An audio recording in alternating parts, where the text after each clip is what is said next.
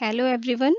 I am Dr. Richa Upadhyay, Assistant Professor in the Department of Botany, MBPG College, Dadri, GB Nagar. Today I am going to discuss about the aspects of new education policy 2020 with particular reference to higher education. Before going in detail about this new education policy, I would like to draw your attention about the current education system, why we need this new education policy. So, our current education system is a severely fragmented education system. Severely fragmented से हमारा क्या मतलब है? हमारे यहाँ different discipline के लिए अलग अलग इंस्टीट्यूशन है, लाइक हमारे यहाँ लॉ यूनिवर्सिटी है, या कोई एक पार्टिकुलर मेडिकल यूनिवर्सिटी है केवल, या कोई एक पार्टिकुलर सब्जेक्ट के लिए एक पार्टिकुलर यूनिवर्सिटी है। हमारे यहाँ कभी होलिस्टिक या मल्टी डिसिप्लिनरी एजुकेशन की बात नहीं होती है कि सेम ऑर्गेनाइजेशन में डिफरेंट डिसिप्लिन की स्टडी की बात हो। लाइक कोई मेडिकल का स्टूडेंट है, तो वो मेडिकल की स्टडी कर रहा है, लेकिन हो सकता है कि उसका इंटरेस्ट और भी चीज़ों में हो, उसका इंटरेस्ट म्यूजिक में हो सकता है, उसका इंटरेस्ट आर्ट्स में हो सकता है, और भी डिफरेंट तरीके की स्किल्स हैं जिनमें उसका इंटरेस्ट हो सकता है। तो हमें अब ज़रूरत है, ये हम इस समय की अब डिमांड है कि बच्चे के होलिस्टिक डेवलपमेंट की बात की जाए, ना कि उसके सिर्फ कोर सब्जेक्ट का डेवलपमेंट हो, उसके बाकी भी पर्सनालिटी डेवलपमेंट की बातें होनी चाहिए। हमारे यहाँ पे कभी भी कॉग्निटिव स्किल या लर्निंग आउटकम की बात तो करते ही नहीं है, जिस जैसे कि कैसे उनकी एनालिटिकल एबिलिटी, उनकी थिंकिंग एबिलिटी स्टूडेंट की कैसे डेवलप हो, वो अपने स्टडी को, अपने नॉलेज को किस तरीके से इम्प्लीमेंट कर सकते हैं, किस तरीके से वो उसे यूटिलाइज कर सकते हैं, इस तरीके की एबिलिटी डेवलप करने की बात कभी नहीं की जाती। लाइक बच्चा पढ़ रहा है, उसने अपने कोर्स की चीज़ रट ली, पढ़ ली, पास कर लिया, practical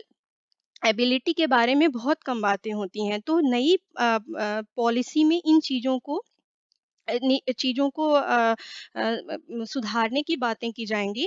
and in the current education system there is rigid separation of discipline at very early stage. Like बच्चा 12th स्टैंडर्ड से ही स्पेशलाइज़ हो रहा है कि उसे आर्ट पढ़ना है, उसे साइंस पढ़ना है, फिर वो दूसरे स्ट्रीम की जानकारी लेना चाहते ही नहीं। लाइक साइंस का बच्चा है, उसने 2-3 सब्जेक्ट ले लिए, पढ़ लिए, बॉटनी पढ़ लिया, जूलॉजी पढ़ लिया, केमिस्ट्री पढ़ लिया, उसके बाद उसे दूसरे सब्जेक्ट लाइक हमारे कंट्री की पॉलिटिक्स क्या है, हमारा हिस्ट्री क्या है, हमारा या वर्ल्ड हिस्ट्री क्या है, इसके बारे में उसे बिल्कुल नॉलेज नहीं होता है। जो कि एक अच्छा नागरिक बनने के लिए हमें इस चीज़ की बहुत ज़रूरत है कि हम अपने देश की इतिहास को जानें, हमारे यहाँ कैसे कैसे स्वतंत्रता संग्राम कैसे हुए, कैसे चीज़ें हुई, क्या पॉलिटिक्स है हमारे कंट्री का।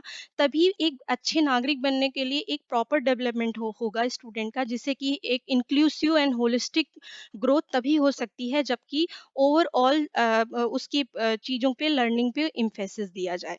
और apart from that, there is very limited access of education in the socio economically disadvantaged area। जितने भी रिमोट एरियाज हैं, वहाँ तो ऐसे भी डिस्ट्रिक्ट होंगे जहाँ पे प्रॉपर कॉलेज भी नहीं है।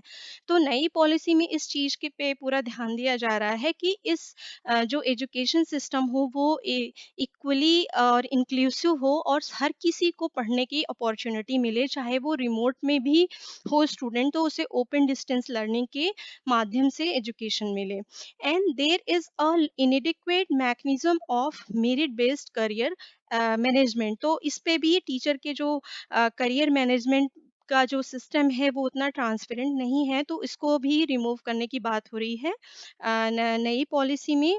और and in the current system, very less emphasis is given for the research at most universities and colleges.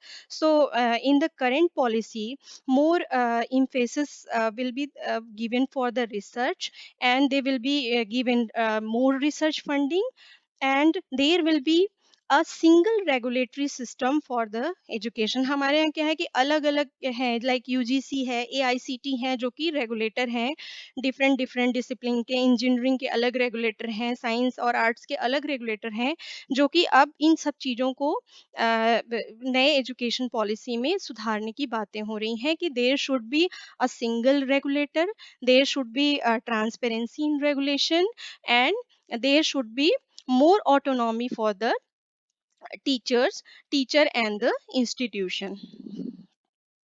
So, what are the objectives of new education policy? As I told you, the first objective of the new education policy, is the establishment and restructuring of the educational institution. There is a need of establishment of the multidisciplinary universities and college. इस नई policy के तहत सभी multi disciplinary organisation बनाए जाएंगे institutional, और उसमें सभी डिसिप्लिन में पढ़ाई होगी, ना कि प्रोफेशनल कोर्सेज बल्कि वोकेशनल स्टडीज पे भी ध्यान दिया जाएगा. जैसे हमारे कंट्री में या हमारे यहाँ पे एक फैशन है कि कभी कभी किसी एक पार्टिकुलर सब्जेक्ट को पढ़ने का बहुत ट्रेंड था. जैसे आज से 20 साल पहले इंजीनियर बनने का बहुत ज़्यादा बच्चों में क्रेज होता था, तो ज़्यादातर लोग इंजीनियरिंग पढ़ना और उसको इंजीनियर बनना ही सबसे ज़्यादा महान बनते थे. बट अभी करंट में उसका थोड़ा सा फैशन कम हो गया है. तो हमारे यहाँ क्या है कि किसी एक कोर्स को पढ़ने का या किसी एक जॉब का पूरा फैशन सा आता है, जिस बच्चा उसी में जाना चाहता है, अदर चीज में कोई देखना ही नहीं चाहते हैं, और यही बच्चों में फ्रस्ट्रेशन का या उनके ऊपर प्रेशर का कारण बनता है. तो इस चीज को सुधारने की बहुत जरूरत है, जिसकी वजह से इस नई पॉलिसी में प्रोफेशनल और वोकेशनल दोनों स्टडीज की बात की जाती है, ना कि केवल आपको डॉक्टर बनना ही सोसाइटी के लिए बहुत जरूरी है. इस सोसाइटी को हर प्रोफेशन की ज़रूरत है, ना कि एक सिर्फ डॉक्टर की ज़रूरत है, ना कि सिर्फ एक इंजीनियर की ज़रूरत है. इस सोसाइटी में उतना ही रोल हर प्रोफेशन का है. एक कारपेंटर का भी अपना रोल है, एक पेंटर का भी रोल है, एक म्यूजिशियन का भी रोल है. हर एक प्रोफेशन का बहुत इंपॉर्टेंट रोल है, और सबको इक्वल वेटेज मिलना चाहिए. तो अब ये नए पॉलिसी के थ्रू अब सबको इक्वल वेटेज मिलने वाला, ये नहीं कि आप बस डॉक्टर बन गए हैं और ये बहुत सबसे अच्छा प्रोफेशन है, आप आईएएस बन गए हैं, ये सबसे अच्छा. अगर आप पेंटिंग कर रहे हैं तो you are not good, your profession is not good. But आपको अपनी स्किल को बहुत अच्छे से डेवलप करना है कि आप इतने अच्छे पेंटर बनो कि आप मशहूर हो. जैसे कि होता है कि ड्रेस डिजाइनर है, ये मनीष मल्होत्रा, ये ड्रेस डिजाइनर है. लाइक आप खाना बनाने का कोई कुक है, वो फेमस है, आपको इस तरीके. तो अब इस जो करंट एजुकेशन सिस्टम है उसमें अब इन चीज़ों पे ध्यान दिया जाएगा कि बच्चे का इंटरेस्ट किस चीज़ में है, वो उसमें जाए, उसमें उसमें प्रॉपर ट्रेनिंग उसे मिले और वो बेस्ट करे. ये नहीं कि उसे इंटरेस्ट है नहीं, बच्चा पैदा हुआ और पेरेंट ने डिसीजन ले लिया कि इसे इंजीनियर बनाना है, इसे डॉक्टर बनाना है, इसे आईएएस, उसके अंदर वो एबिलिटी नहीं है और वो जूझ रहा है, तो उससे तो फेल्योर और प्रेशर ही होना है. तो इससे ऐसा कोई फायदा नहीं है. तो अब हम मल्टी डिसिप्लिनरी एजुकेशन की, होलिस्टिक एजुकेशन की बात करेंगे, और उसी तरीके से ऑर्गेनाइजेशन का डेवलपमेंट किया जाएगा. And there will be autonomy for the faculty and institution. अब फैकल्टी जो टीचर्स होंगे वो अपनी पेडागोगी के लिए, टीचिंग मेथड के लिए, अपने सिलेबस स्ट्रक्चरिंग के लिए बिल्कुल फ्री रहेंगे. And there will be the revamping of the curriculum. Curriculum को फिर से रिस्ट्रक्चर करने की ज़रूरत है, उसे फिर से रिस्ट्रक्चर किया जाएगा.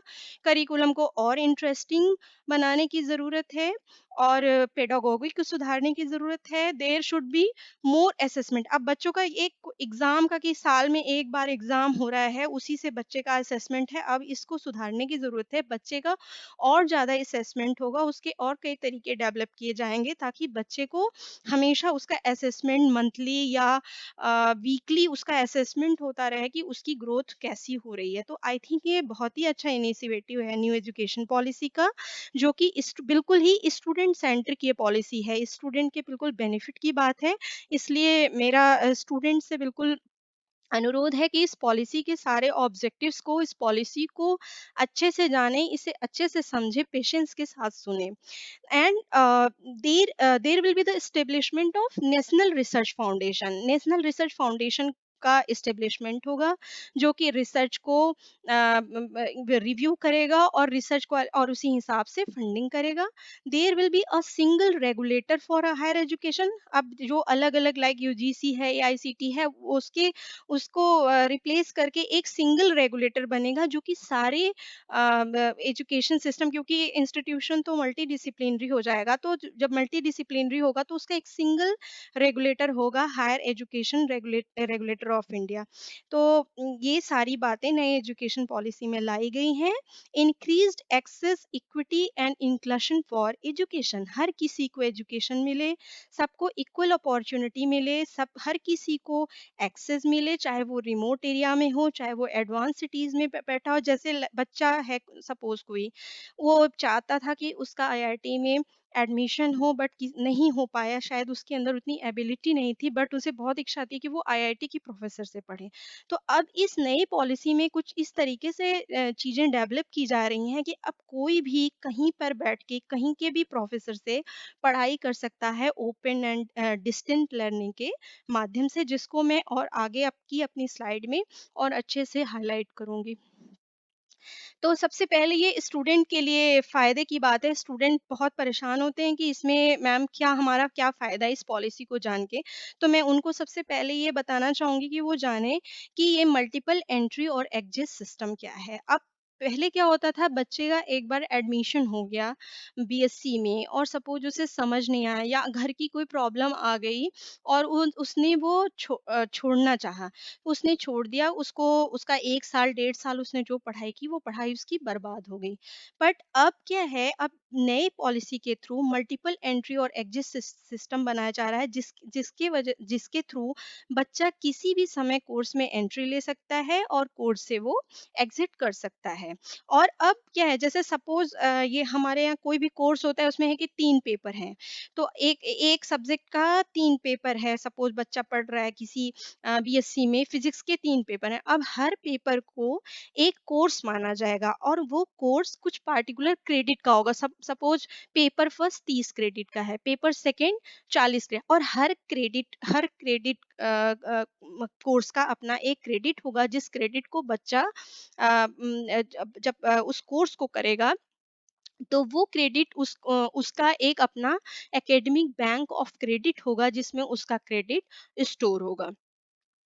अभी क्या है कि अभी बच्चे का किसी एक ऑर्गेनाइजेशन में एडमिशन हो गया, सपोज डीयू में एडमिशन हो गया, उससे 2 पेपर तो सही से समझ आ रहा है, तीसरा कोर्स उसे लग रहा है वहाँ पे अच्छा नहीं है, वहाँ का टीचर अच्छा नहीं है और शायद वो जेएनयू से पढ़ लेता या वो बीएचयू से पढ़ लेता तो वो उसके लिए बहुत अच्छा होता। तो इसके लिए बच्चे बच्चे को इस करंट पॉलिसी के थ्रू परेशान होने की बिल्कुल ज़रूरत नहीं है। वो वहाँ से एग्ज़िट लेकर के और वो वहाँ पे रीएडमिशन ले ले सकता है और उसका जो क्रेडिट होगा, जो उसको उस कोर्स के थ्रू मिला है, वो उसके एकेडमिक बैंक में स्टोर रहेगा और जब वो दूसरी जगह से दूसरे ऑर्गेनाइजेशन से तीसरा कोर्स कर लेगा या उसके जितने भी कोर्स उसके सिलेबस में करने हैं या डिग्री को लेने के लिए हैं, जब उसे कंप्लीट होगा तब उसे डिग्री मिल जाएगी। और एक चीज़ और, अब जो इस मल्टीपल एंट्री और एग्जिट में एक और चीज़ है, सपोज बच्चे ने 1 साल किया पर अब उसे इंटरेस्ट नहीं आ रहा है, तो वो चाहता है कि वो उस कोर्स से बाहर आ जाए, एग्जिट कर ले। तो ऐसे में उस स्टूडेंट को 1 ईयर वोकेशनल सर्टिफिकेट मिलेगा। सपोज बच्चे ने केवल 2 साल किया, तीसरे साल नहीं कर रहा है, तो उसे एडवांस डिप्लोमा मिलेगा। 3 ईयर कर लिया, 3 साल किया तो उसे बैचलर की डिग्री मिलेगी, चौथे 4 साल करने पे उसे बैचलर्स डिग्री विद रिसर्च मिलेगा। अब बच्चा जिसने 4 साल कर लिया है with the bachelor's degree with research, now he can go for a year of master's degree। अब वो 1 साल के मास्टर की डिग्री के लिए जा सकता है। अगर बच्चे ने सिर्फ बैचलर्स डिग्री की है, केवल 3 साल का किया है, तो वो बच्चा 2 साल की मास्टर्स की डिग्री के लिए जाएगा, जिस उसमें 1 साल रिसर्च का होगा और 1 साल उसके कोर्स का होगा। क्योंकि अब जो करंट पॉलिसी है, इसमें प्रैक्टिकल नॉलेज, इसमें रिसर्च, इन सब चीज़ों को डेवलप करने की बहुत ज़्यादा बातें हो रही हैं और उसको किया जाएगा। And now the student can go for the PhD program. Masters करने के बाद स्टूडेंट अब पीएचडी प्रोग्राम में जा सकता है और एमफिल जो पहले प्रोग्राम चल रहा था, अब उसे खत्म कर दिया गया है। तो ये पॉलिसी स्टूडेंट के लिए बहुत यूज़फुल है, उनका टाइम बिल्कुल वेस्ट नहीं होगा और वो जहाँ से कोर्स करना चाहता है, वो कर सकता है। वो बाउंड टू नहीं है कि उसे एक पार्टिकुलर ऑर्गेनाइज़ेशन में उसने एडमिशन ले लिया है, तो अब उसे दूसरे ऑर्गेनाइज़ेशन में कैसे जाए, वो कैसे पढ़े, वहाँ उसे वो चीज़ समझ नहीं आए, तो वो कोर्स कहीं से भी कर सकता है और उसका जो क्रेडिट होगा वो उसके एकेडमिक बैंक ऑफ क्रेडिट जिसे एबीसी बोलते हैं उसमें स्टोर रहेगा, और जब उसको एक पार्टिकुलर क्रेडिट मिल जाएगा तो फिर उसे वो डिग्री मिल जाएगी, जितने क्रेडिट का उसने कोर्स किया है उसी हिसाब से उसे डिग्री मिलेगी। और ये केवल इंडिया में ही नहीं, ये चीज़ फॉरेन में अब्रॉड भी अगर पढ़ने के लिए बच्चा जाता है तो वहाँ भी सपोज उसने 2 कोर्स यूएस जाके कर लिया, 3 कोर्स यहाँ पे कर लिया, सपोज जितने कोर्स का भी पेपर हो, दैट विल बी डिसाइडेड। ये सब चीजें आगे फ्रेम होके आएंगी कि कैसे है। और सपोज हाँ, अगर बच्चे ने सपोज बच्चे का गैप हो गया 1 साल का, 1 साल बाद तो बच्चा फिर है कि उसके किसी वजह से पढ़ाई छोड़नी पड़ी, तो क्या है कि बच्चे का पहले क्या होता है, साल बर्बाद हो गया कि उसने सिर्फ 1 साल किया। तो अब साल बर्बाद होने जैसा कोई चीज नहीं है, वो बच्चा फिर से उस कोर्स में एंटर कर सकता है, उस सेम ऑर्गेनाइजेशन में या फिर डिफरेंट ऑर्गेनाइजेशन में भी। तो ये बिल्कुल ही स्टूडेंट सेंट्रिक पॉलिसी, स्टूडेंट को पूरा फ्रीडम दिया गया है, उसे अपना सब्जेक्ट चुनने का फ्रीडम दिया गया है, उसे अपने कोर सब्जेक्ट के अलावा कुछ और सब्जेक्ट उसे चूज करना है तो उसके लिए भी, ऑप्शनल सब्जेक्ट के लिए भी पूरा फ्रीडम दिया गया है इस पॉलिसी में। तो credit transfer and academic bank of credit भी मैंने आपको बता ही दिया। And what are the advantages of multiple entry and exit system, I already describe. Now the institutional restructuring and consolidation, जैसा कि मैंने बताया आपको कि अब multidisciplinary and holistic education की जरूरत है, इसलिए ऑर्गेनाइजेशन को मल्टी डिसिप्लिनरी बनाना है। सपोज किसी ऑर्गेनाइजेशन सिर्फ साइंस और आर्ट है, वहाँ लॉ भी डेवलप करना है, वहाँ पे मेडिकल भी डेवलप करने की जरूरत है। और जो छोटे बहुत, अब कोई भी ऐसा इंस्टीट्यूशन नहीं रहेगा जहाँ पे स्टूडेंट की स्ट्रेंथ 3,000 से कम है। अब इस तरीके की इंस्टीट्यूशन को खत्म कर दिया जाएगा। And institution should work on the model like Indian traditional education system, जैसे हमारा जो ट्रेडिशनल एजुकेशन सिस्टम था, तक्षशिला, नालंदा, वल्लभी, इनके अकॉर्डिंग था। तो वहाँ पे बिल्कुल मल्टी डिसिप्लिनरी एजुकेशन की बात होती थी, और फॉरेन से भी लोग पढ़ने आते थे, और हमें विश्व गुरु के नाम से हमारा जो एक दर्जा था, अब नई पॉलिसी के थ्रू हमें फिर से इन चीज़ों को डेवलप करने की बात हो रही है कि अब हम कोई भी ऑर्गेनाइजेशन केवल एक डिसिप्लिन को लेकर के ना हो, वहाँ पे मल्टी डिसिप्लिनरी एजुकेशन की बात हो, बात हो। और institutions will be categorized into 3 types. They may be either research intensive, they may be either teaching intensive, और दे में भी ऑटोनॉमस डिग्री कॉलेजेस। इसके अलावा जितने भी एडेड ये सॉरी एफिलिएटेड कॉलेज हैं, डीम्ड यूनिवर्सिटीज हैं, इन सब चीज़ों को अब इन सब का नाम चीज़ें खत्म कर दी जाएंगी, ऐसे ऑर्गेनाइजेशन। और ऑर्गेनाइजेशन सिर्फ 3 तरीके के होंगे। या तो ये ऑर्गेनाइजेशन को पूरा फ्रीडम दिया गया है कि वो कैसा डेवलप करना चाहते हैं, वो बहुत ज़्यादा रिसर्च इंटेंसिव होना चाहते हैं, रिसर्च पे ज़्यादा फोकस करना चाहते हैं, या वो बहुत ज़्यादा टीचिंग को फोकस करना चाहते हैं। और जो जितने भी डिग्री कॉलेज हैं एफिलिएटेड हैं, अब उनको ऑटोनॉमी दे दी जाएगी, ग्रेडेड ऑटोनॉमी। जिस यूनिवर्सिटी से एफिलिएटेड हैं वो यूनिवर्सिटी ही उसे एक डिफरेंट स्टेप्स में ग्रेडेड ऑटोनॉमी प्रोवाइड करेगी। ये ऑटोनॉमी होने से क्या फ़ायदा होगा, वो अपने कोर्स करिकुलम को खुद से डिज़ाइन कर सकते हैं, वो खुद से डिग्री दे सकते हैं, they will be degree granting. और वो अब किसी यूनिवर्सिटी पे डिपेंड नहीं होंगे कि उनके अकॉर्डिंग उनको पैटर्न चलाना है, उनके अकॉर्डिंग उनको मॉडल पेपर बनाना है, या उनके अकॉर्डिंग टीचर्स को पढ़ाना है। इस तरीके की चीज़ें नहीं है, अब उनको बिल्कुल ऑटोनॉमी दे दी जाएगी, वो फ्री होंगे अपने कोर्स करिकुलम पेडागोगी इन सब चीज़ों के लिए। And these are the about the restructuring of the institutions, and there will be a single regulator for higher education। मैं आपको इससे पहले भी बताई हूँ कि NEP 2 2020 will replace the UGC NAICT with a single regulator, that would be Higher Education Commission of India. And this regulator will carry out the function of regulation, they will give funding, they will do the accreditation, and they will set the standard for the learning outcome। ये 4 चीजों के लिए responsible होंगे: regulation, funding, accreditation and setting standards for the learning outcomes। And as I told you, अब हम नई policy में holistic और मल्टी डिसिप्लिनरी एजुकेशन की बात करते हैं। बाणभद्र की कादम्बरी की बुक है, उसमें एक अच्छे एजुकेशन के बारे में लिखा गया है कि a good education is a knowledge of 64 कलाज और आर्ट्स। हमारे क्या क्या है कि पहले से डिफाइन हो जा रहा है, ट्वेल्थ में भी ये आर्ट से पढ़ रहे हैं, ये साइंस से पढ़ रहे हैं, साइंस का मतलब ये पढ़ना है।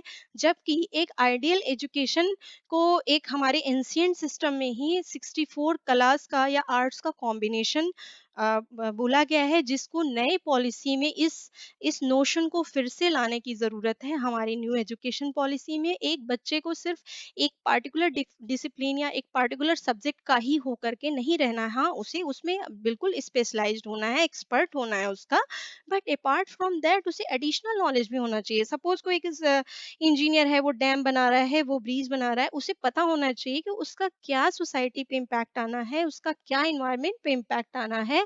You are going to do, आप कोई बिजनेस कर रहे हो, आपने कोई फैक्ट्री खोल रखी है, आपको पता होना चाहिए कि इसका सोशल, इकोनॉमिक या ग्लोबल लेवल पे क्या इम्पैक्ट आएगा।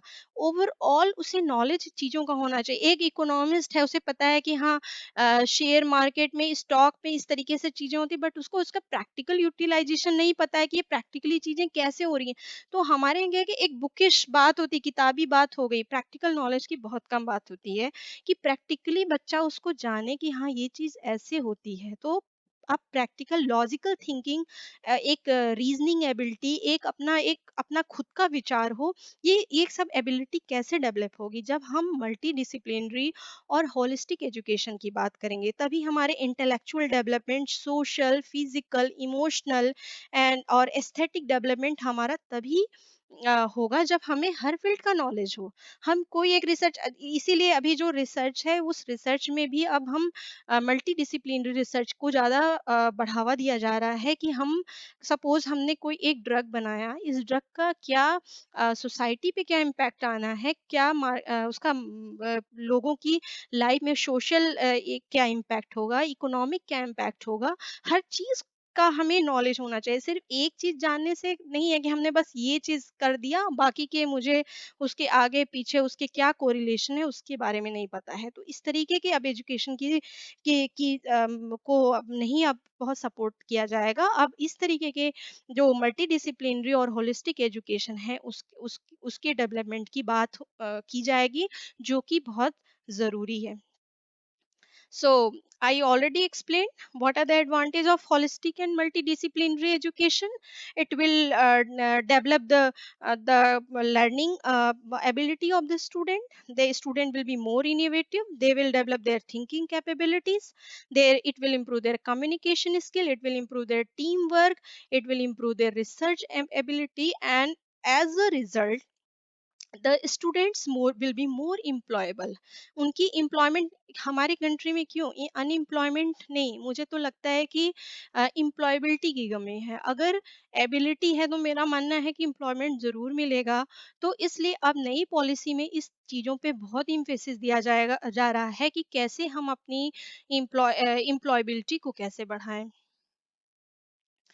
द फ्लेक्सिबल करिकुलम स्ट्रक्चर, अब करिकुलम का स्ट्रक्चर को फ्लेक्सिबल बनाना है। ऐसे कोर्सेज को पढ़ने की बात की जाएगी जो क्रेडिट बेस्ड हैं, more projects, there will be more projects in the areas of community engagement and service. We will read about environmental education, we will study about value based education। सिर्फ ये नहीं कि बस कोर्स का पढ़ लिए बाकी नहीं, हमें अपने इन्वायरमेंट के बारे में पता होना चाहिए, हमें अपनी वैल्यूज पता, कल्चरल एंड एस्थेटिक वैल्यूज को भी जानना बहुत ज़रूरी है। और इसलिए हमारा जो करिकुलम होगा वो बहुत उसे फ्लेक्सिबल और इंटरेस्टिंग बनाने की ज़रूरत है। हमें अपनी पेडागोगी को इम्प्रूव करने की ज़रूरत है। There is more focus on the teacher education, teacher अपनी स्किल को कैसे डेवलप करे, क्योंकि अभी ऑनलाइन और डिस्टेंस लर्निंग को बहुत ज़्यादा जोर दिया जा रहा है, जो कि एक समय की डिमांड भी है, बिकॉज़ अभी आप देख ही रहे हैं कि कंट्री में किस तरीके से पेंडेमिक बना हुआ है, और वर्ल्ड में पूरे किस किस तरह से पेंडेमिक है, और अभी भी चीज़ें रिज़ॉल्व नहीं हुई हैं, तो उसको किस तरीके से हम उससे हम कैसे कोप अप करें, उसके लिए बहुत ज़रूरी है कि हम इस इन तरीके की अपनी जो टेक्नोलॉजी यूज़ की एबिलिटी है हमारी, हम उसे बढ़ाएँ, हम और ज़्यादा टेक्नोलॉजी से चीज़ों को दूर तक पहुँचाएँ, रिमोट एरियाज़ तक पहुँचाएँ, तो इन सब चीज़ों की बात अब की जा रही है नई पॉलिसी में। And one important thing for the good education is the creation of the optimal learning environment. Learning environment बहुत अच्छा होना चाहिए, इसके लिए करिकुलम अच्छा होना चाहिए, अच्छी पेडागोगी होनी चाहिए, there should be continuous formative assessment of the student, and there should be adequate support for the students. Student को सपोर्ट भी मिलना चाहिए। बच्चा पुअर है, बैकवर्ड प्लेस से बिलोंग करता है, उसे नॉलेज नहीं, तो उसे किस तरीके से हम इक्वल और अपॉर्चुनिटी दें, उसे किस तरीके से इक्वल बनाएं, उसके लिए हमें कुछ उसे इंसेंटिव देने की ज़रूरत है, उसे कुछ फेलोशिप्स देने की ज़रूरत है, स्कॉलरशिप्स की ज़रूरत है। तो पहले से भी हमारे स्कॉलरशिप का ट्रेंड तो है, लेकिन अब इस चीज को और ज्यादा बढ़ावा दिया जा रहा है नई पॉलिसी में। स्टूडेंट एक्टिविटी एंड पार्टिसिपेशन, तो student will be given more plenty of opportunity for the participation in the sports, in the culture, in the clubs, in the community service projects. तो इस तरीके के पार्टिसिपेशन से student का personality development भी होगा, उसकी एबिलिटीज भी डेवलप होंगी, जिससे कि वो और ज़्यादा एम्प्लॉयबल होंगे। There will be a counselling system for the handling stress and emotional adjustment. बच्चों के में स्ट्रेस की बहुत ज़्यादा प्रॉब्लम होती है, डिप्रेशन की, तो इनको हैंडल करने के लिए भी काउंसलिंग सेंटर बनाए जाएंगे। And there will be requisite support to students from the rural background, and the financial support for students I already described.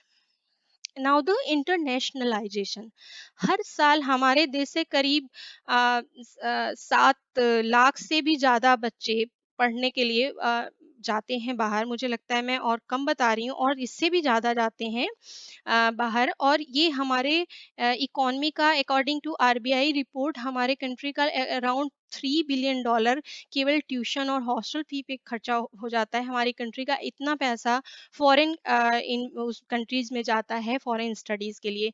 तो इस अब नई पॉलिसी के थ्रू अब इंटरनेशनलाइजेशन की बात की जा रही है। अब जितनी भी टॉप 100 फॉरेन यूनिवर्सिटीज हैं, उनको इंडिया में यूनिवर्सिटी, उनके इंस्टीट्यूशन के ब्रांच खोलने की बात की जा रही है, और साथ ही साथ जो इंडियन यूनिवर्सिटी हैं वो भी फॉरेन में जा करके जो अच्छी यूनिवर्सिटीज हैं अपने ब्रांचेस वहाँ पे खोल सकती हैं। तो इससे बच्चों को जो हमारे बच्चे जो अच्छे बाहर जाते हैं पढ़ने के लिए, उसके नंबर में कमी आएगी, और इससे हमारे कंट्री की इकोनॉमी भी और अच्छी होगी। और जो फॉरेन कंट्रीज यहाँ पे आकर के अपने खोलेंगे यूनिवर्सिटीज, जिससे हमारा एफडीआई बढ़े, अच्छा होगा, और इसकी वजह से हमारा ओवरऑल डेवलपमेंट होगा, होलिस्टिक डेवलपमेंट होगा।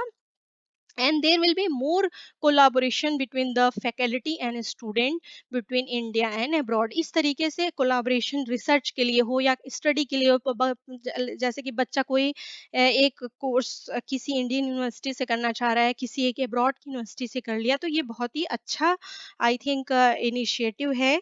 और आई थिंक इसके थ्रू इंडिया अपना जो विश्व गुरु का रोल रिज्यूम करना चाह रही है, ये भी उसके लिए बहुत ही यूजफुल होगा।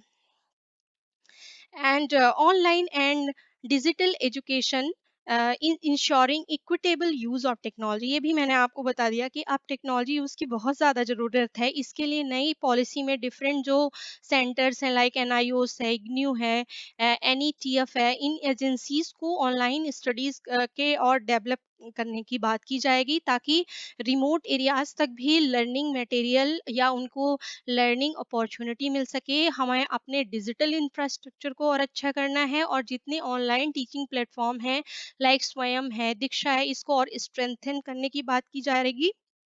और जितने भी ये प्लेटफॉर्म्स हैं, ये अपना एक वर्चुअल लैब भी डेवलप करेंगे, क्योंकि डिजिटल लर्निंग का एक उसका एक ड्रॉबैक है कि लाइक साइंस की प्रैक्टिकल्स हैं, वो तो डिजिटल लर्निंग के तरीके से कैसे बच्चा करेगा? कोई भी प्रैक्टिकल करना है जो उसे लैब में ही करना है, तो वो कैसे उस प्रैक्टिकल को कैसे डिजिटल लर्निंग के थ्रू करे? तो अभी इसके लिए भी टूल्स डेवलप किए जा रहे हैं कि किस तरीके से वर्चुअल लैब बनाई जाए कि बच्चा उससे डिजिटल लर्निंग से वो सब भी कर ले। तो इन सब चीज़ों के डेवलपमेंट के लिए न्यू एजुकेशन पॉलिसी में काफ़ी वर्क किया जा रहा है और इसकी इम्प्लीमेंटेशन की बातें हो रही हैं।